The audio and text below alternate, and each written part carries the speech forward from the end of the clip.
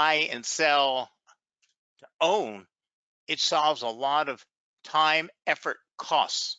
So trading CFDs are a lot more reasonable. In most cases with CFDs, there are no fees at all. There's simply a spread, the difference between the buy and the sell. So let's get on to mastering charts. Now, charts are very important. It's no secret that online trading can be performed more efficiently if you possess the necessary tools. And a good place to start is with a chart. Now, hypothetically, we've been talking about gold this afternoon. I don't know what gold, I haven't looked at prices all day. I've been busy writing and working. But again, hypothetically, if gold was selling at 1750 this morning, and I were to tell you, I would call you on the phone and say, hey, Joe, gold was at 750 this morning, went up to 752, went to 754, went down to 751, went up to 756, went down to 752, went up to 751, went back down to 1699, and then climbed up to 1800, went back down to 1750. Could you repeat any of that to me? Could you even visualize what gold did? Could you make any sense out of it all? Nope. So what are charts? Charts are a graphic visualization of what price did. It's a picture of price. And you know that old saying, a picture's worth 1,000 words? Well, in this case, it surely is. Now, whether you're a fundamental trader, a technical trader, a quantitative trader, you can be whatever you want. You cannot ignore charts. Now, I tell most traders that you hear about this involved, complex thing called technical analysis. Well, we could recall or reclassify technical analysis as chart analysis. It is everything and anything we do on a chart. But ultimately, a chart is a visual representation of what price is doing. From there, we can add lots of things onto our charts. But you need to learn to walk or crawl before you can walk. And a Forex chart or a financial chart is no different. First, you need to have a good understanding of the basics before you can progress to the difficult stuff. So let me pop up some live charts here for us. Okay, now we're looking at the Euro US dollar chart. It's a 1 hour chart, and we're looking at it only because my standard teaching chart is this Euro US dollar chart. Okay, wasn't selected for anything or for any other reason. Now, what we're looking on this chart is called a line chart. It is the most basic of all the charts. It can't help you to trade. It can't even really help you see much about an asset. Now, in the old days, and I will define this in the old days, before we had all these developers making these Java and HTML and these advanced complex charts for us, a line chart always used the close of whatever time frame you were looking at. So in this case, we're looking at a 1 hour chart.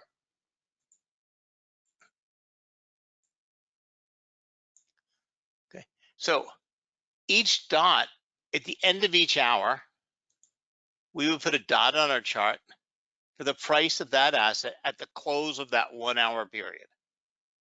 We would then connect those dots together, and that would give us a line chart. We didn't care about the open, we didn't care about the high, we didn't care about the low. We only cared about the close.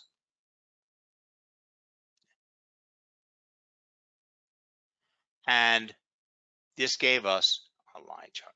Doesn't tell us much. We get a simple representation of what the market was doing.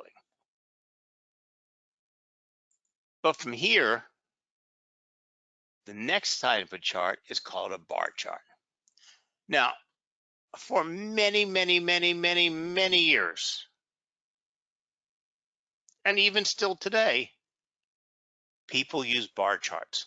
I am a bar chart trader, except in the last 2 years, I've moved over to using more candlesticks because the charts have gotten a lot more advanced and I'm able to do a lot more things.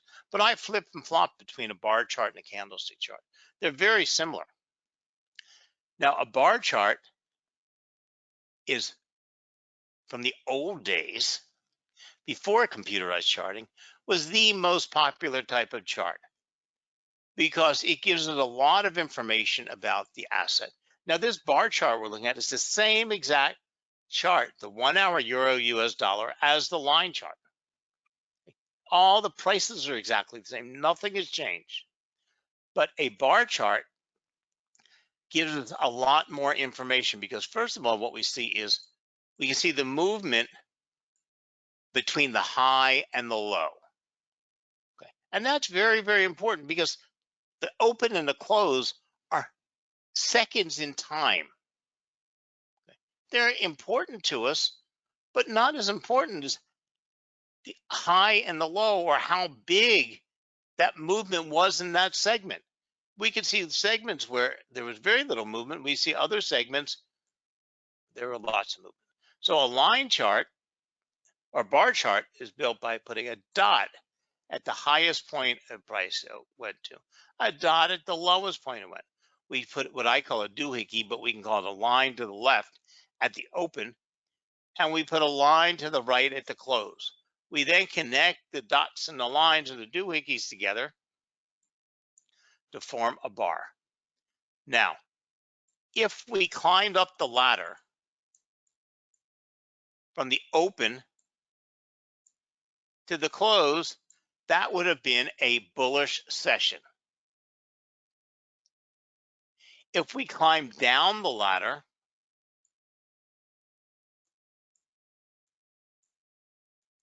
from the open to the close, that would have been a bearish session because the price closed lower than it opened. Here, the price closed higher than it opened.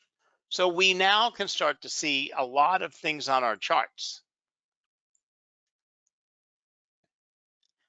We can also start to see prices in commonality. We can see price fell down, but we also can notice that we can have a significant trend line or a price line. When prices were moving sideways here, we could see some price that was crucially important in that sideways movement. We can see how high and how low a price trade. We can start to use our visualization to see some common things within a chart or within price. We're starting to interpret what price is trying to tell us. Now comes along online trading and the advancements in technology that give us the use of candlestick charts. Now, candlestick charts were developed in the 17th century by rice traders. They're not something new. It's just that candlestick charts took a lot of energy and time to put each segment on a chart and interpret it. And back in the old days, when we were hand charting, we were sitting in the pits watching the ticker tape to give us the price on an asset. Now, granted, the markets move slower. I traded agriculture. I only traded 4 different agriculture, and that's all that I could hand chart. And the price moved relatively slow. And I had time to sit there with my graph paper and my charts. So I didn't know anybody in those days who used candlestick charts, but candlestick charts were around. And in those days, we got our charting analysis and all of our updates in the mail. We'd get a booklet in the mail each week that would give us all the charts for the week on the assets, and they were all with bar charts. But then along came online trading and candlesticks. Now we're looking at the same exact euro US dollar chart, same prices, same movement, but now with a candlestick chart. Now a candlestick is made up of what we call wicks and bodies. But to get this, what do? We put a line across at the open. We put a line across at the close. We put a dot at the highest point, a dot at the lowest point. Well, doesn't that sound just like a bar chart? Well, it basically is. Except instead of putting a doohickey to the left to right, we put a line across. We then connect these lines together, and then from that line, draw a line up to the high and a line down to the close. This is known as the body of the candle, and these are known as the wicks. Some people call them the shadows. Okay. Now, if we stepped up from the open to the close, we have a bullish session. And if we step down from the open to the close, we have a bearish session. Okay. Now, the biggest difference starting with the candles is we would fill in the body of the candle. If we had a bullish session, today we fill it in with a green candle. If we had a bearish session, we fill it in with a red candle today. Now, it's important to remember that it wasn't until recently that we got these advanced computerized charts that did all this for us. So in the old days, for those people that were using candlesticks, and they were sitting there in the pits with a piece of graph paper drawing their charts, or free magic markers, they would sit there just like I would with my pencil and my charts, and we would draw on there the high, the low, the open, and the close. And if it was a bullish session, they would just leave the box empty or white. If it was a bearish session, they would use the side of the pencil and color it, fill in the box. So, in other words, using the same graph paper, the same pencil, same open, high, low, and close that I am. The reason I'm telling you this is I'm not here just to tell you long history. A lot of things you read about candlesticks and a lot of the well-known candlestick patterns come from before there was reds and greens. So you'll read about 3 black soldiers, 3 red, 3 white crows. Okay. Those today, 3 black soldiers would be what? Today would be 3 red soldiers, but we don't change the name. 3 black, 3 whatever. Anything that was white would have been a bullish session, and today would be green, but we didn't change the name to greens. Okay, so when you read about blacks and white patterns, this is where they came from. And since this is a basic introduction class on charts, you should know that. Now, what most people don't know is bars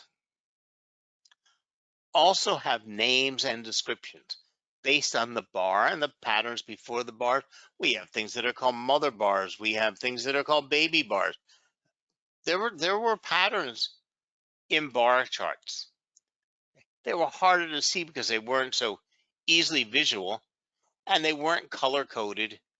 And so when we get to patterns, it's kind of easier to see those in candlesticks.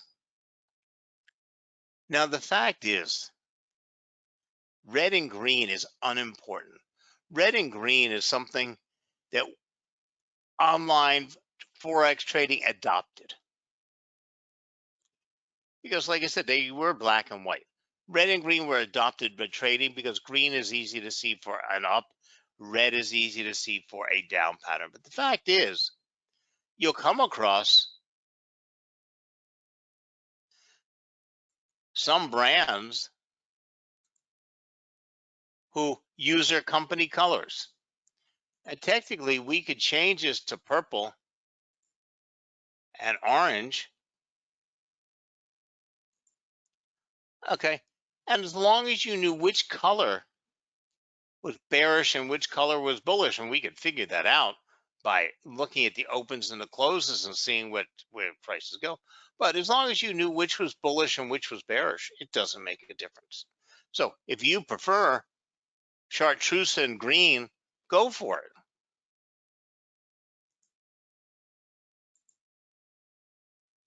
But most of us are pretty set with the standard reds and greens.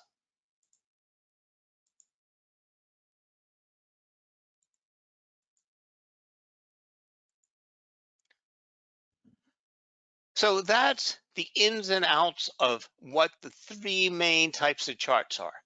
Now, there are, if you look at the drop, there are many other types of odd charts. An area chart is simply a line chart with the bottom or the top colored in.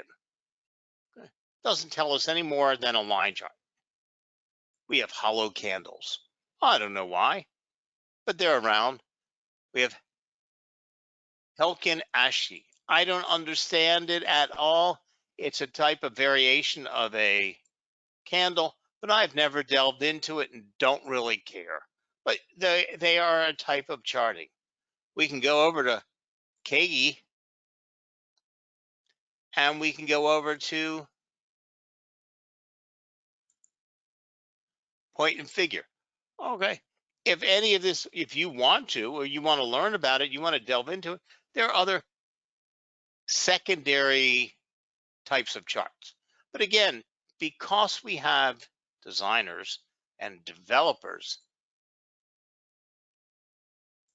that aren't traders, so to speak, and they're looking at writing and developing something, and they look at all the choices they have. So, like I said, a line chart in the day was always based on the close. Today, you could base it on the open, the high, the low, the close. You can actually base your line chart on the high plus the low divided by 2. You can use the high plus the low divided by 3. You can use the open, the high, low, and close divided by 4. Too many choices. But now, all these gimmicky gurus out there in the marketplace can come up with something like, well, yes, if you follow my system using the open and the low divided by 2 and plot that on your chart, you'll be more successful. It's up to you to decide. Okay. For me, the close is the close is a close. And for a simple bar chart, a simple line chart, you're not going to need any more. I never even ever look at a line chart. But again, there's too many choices. Okay, today you can take a bar chart and you can make it red and green like a candlestick chart.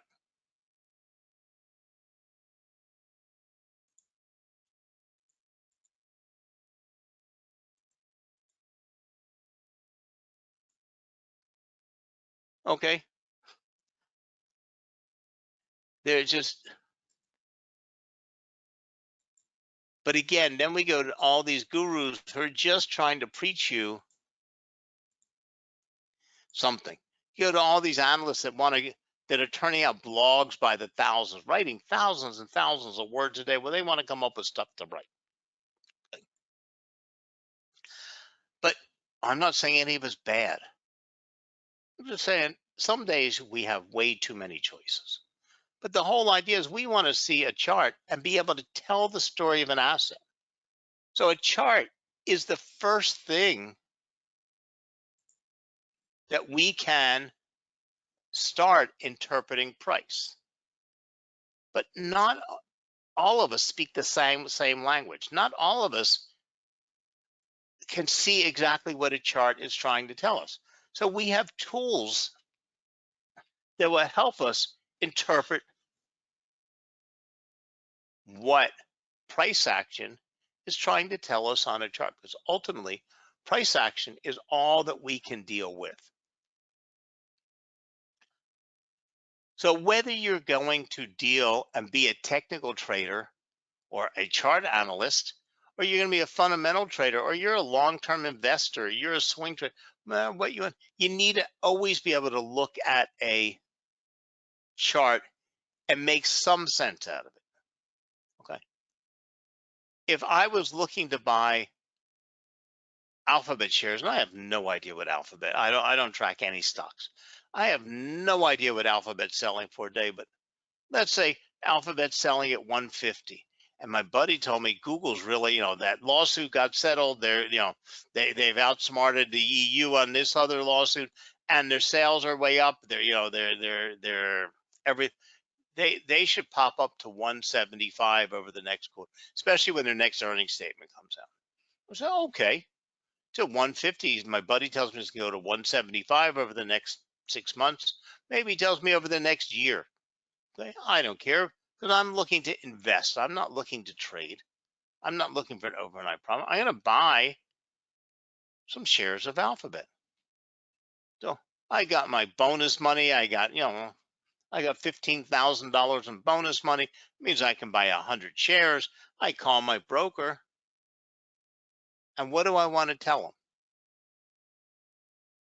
Well, unless I've actually looked at a chart to see where price is right now, to see where price has been, just because my buddy told me it's going to go to 175, well, what happens if it's already at 173 and the market's already figured in the 170? Or what happens if it pushed up to 175 yesterday because my buddy's a day late with the information and couldn't stay up to the 175 and got pushed down to 150, 160? Well, I might want to tell my broker, I don't want to buy it till it goes back down to 150 again. But I'm not going to know that from hearing some odd numbers. I need to look at a chart, because also a chart is a historical representation of what price had done. Now, if you're a smart guy, whether you're a trader or an investor, not only should you be able to look at a price chart like we're looking at now, you should be able to make a little sense out of it. You should be able to interpret some basics. I'm not talking about for trading. I'm not talking about for investing. You should be able to not just look at the chart, but you should be able to put some information on your chart. The first piece of that information is called support and resistance. No investor or trader should ever make any decision without seeing support and resistance. Now, support and resistance are like the floors above and below where price is currently. It's the floors historically where price has moved up and had a difficult time continuing up, or where price has fallen down where it's gone down to. Now, the only support and resistance that's important is around the current price. But these lines help tell us something. These lines tell us what prices in the progress of this assets movement have been important. If you were to go back and your buddy told you 175 and you were going to go back and look at your charts, and you see that every time Alphabet shares got up to 170, they crashed back down to whatever they were. You may say, well, 175 is not realistic. Maybe I should look at 170. If you look at your charts and see, well, my buddies tell me at 150 to get in the market, and I'm saying, well, you know what? It's been holding all last week and this week around 143. Maybe I should wait till around 143 to get in the market, because I would much rather buy $7 lower. I need to tell my broker or my online stock thing what price I'm willing to enter the market. So these levels of support and resistance start telling us ways to interpret the market, because it's real easy to think that price is just going to move in these little pushes and knees, but in reality, price does all kinds of weird things on charts.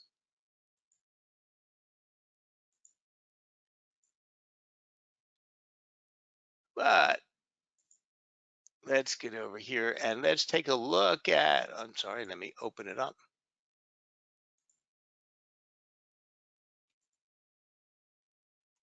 Now, this is the same exact chart we were just looking at.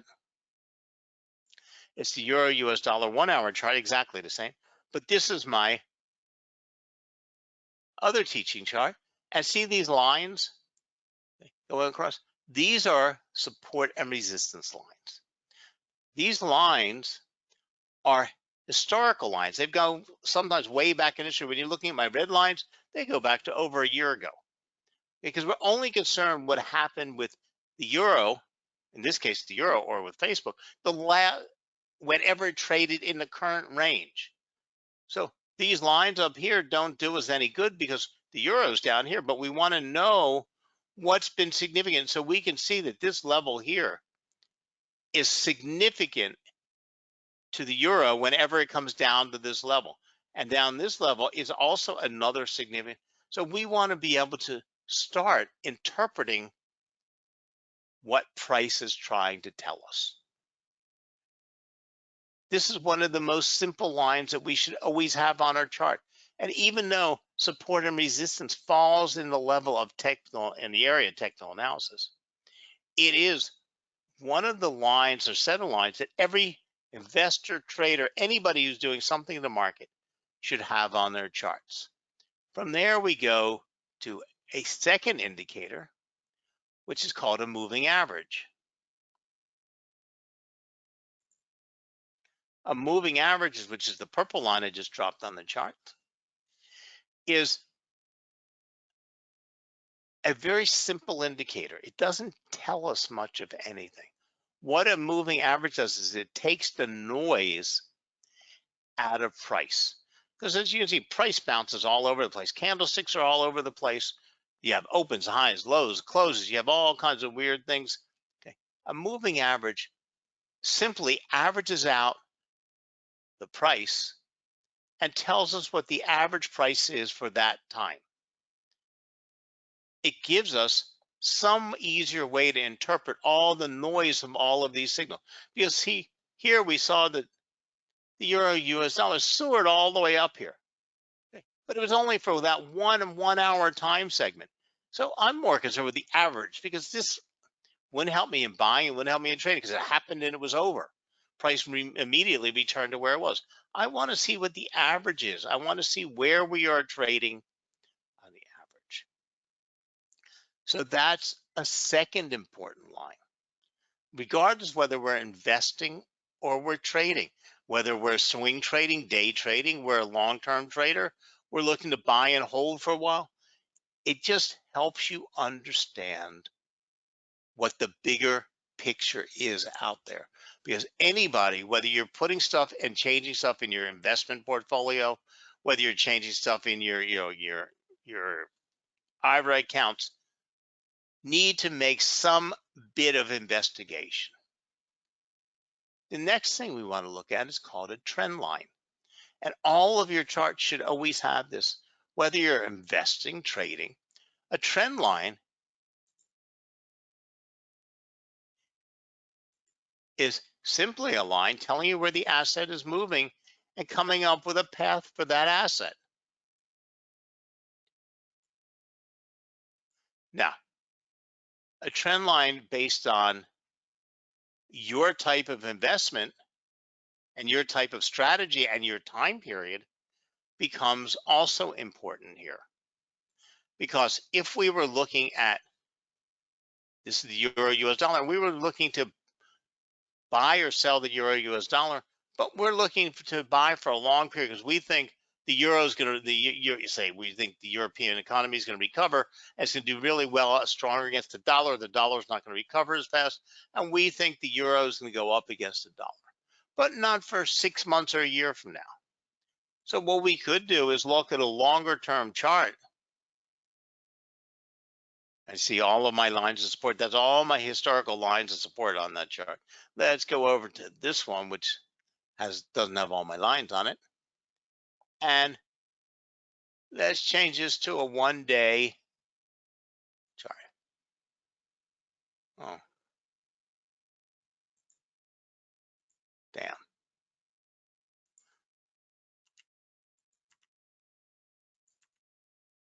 I'm just deleting them because there's too much.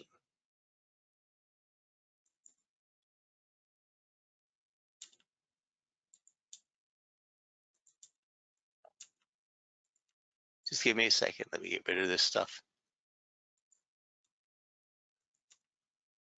Okay, so when we were going to look at the euro, we would see, look at that. It came down to a bottom here back in April, moved to the top here, and now it's moving back down and it's almost at that bottom it was. Okay. We're now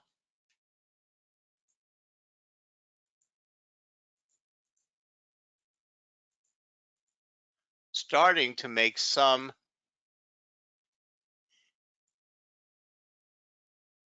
important decisions.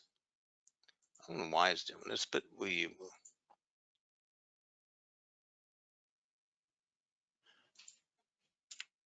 because if we were looking to invest in the euro for a longer period or a swing trade, we would want to look at a longer term time frame. If we were going to be trading the euro because we think it's in a CFD format and because we think the euro is going to go up today or down today, because then we don't care what his long term was, we care what his short term is. Well, look at this short term, we see a nice strong downtrend. But here it's probably pushed its lowest point, it's really pushed down here. We see a very well-known candlestick pattern. And we think on the short term, it's going to bounce back up to about where it was, about 118. Because we don't understand why the dollar is so strong and pushing the euro so far down. So we might want to use this shorter term chart to make short term trading decisions. So you have to adjust your time frame and the information you have on your charts so that you can make intelligent trading decisions.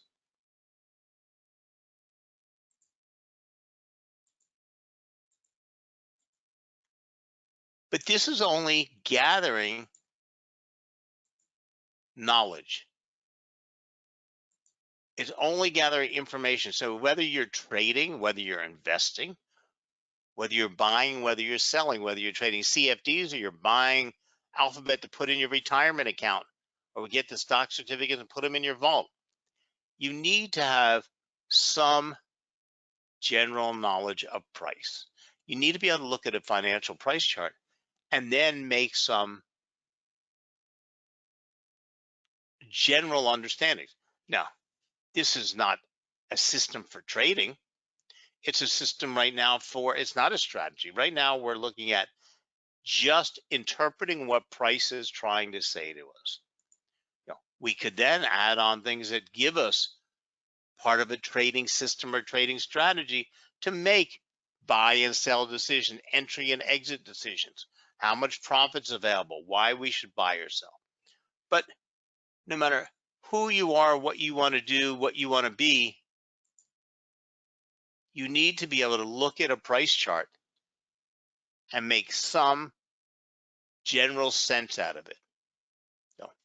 We're not doctors, we're not nurses, but I know if my kid falls and scrapes his knee, I know I can take it now and clean it up with some antibiotic and put a bandage on it because I can look at it. Sometimes it's worse than that. Maybe I need to take him over to the clinic and have a nurse look at it and clean it out. Maybe it's even worse that he may need stitches and maybe I need to see a doctor. But I do that by observing the general. I'm not an expert at it. I need to take it, find out, or become an expert in those fields. But I can look at a general piece of information and make some important decisions and then decide where I would go next. And this is what charts are all about. So let's go back to my PowerPoint. We've missed the PowerPoint most of the class.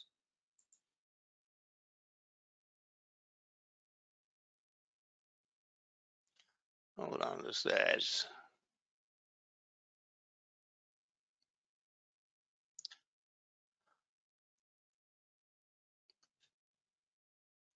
So charts help traders evaluate market behavior and help them determine where the security is likely to be in the future. To help make sense of price movements, there are hundreds of different types of indicators developed to cover every aspect of trading that you can add onto your charts at a later time.